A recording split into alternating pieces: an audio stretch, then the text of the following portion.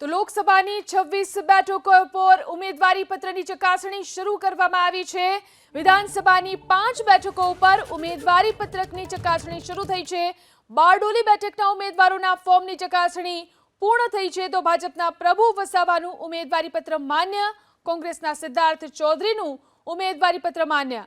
ગાંધીનગર બેઠક ઉપર પણ ઉમેદવારી પત્રકની ચકાસણી પૂર્ણ થઈ, કોંગ્રેસના સોનલ પટેલનું ઉમેદવારી પત્ર માન્ય, ભાજપના અમિતભાઈ શાહનું ઉમેદવારી પત્ર માન્ય।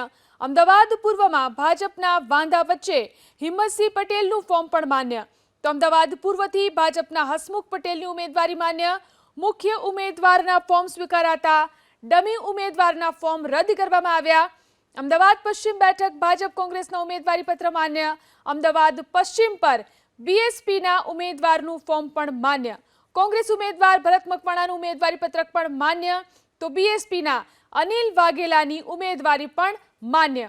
ઉમેદવારી ફોર્મની ચકાસણીની પ્રક્રિયા શરૂ કરવામાં આવી છે।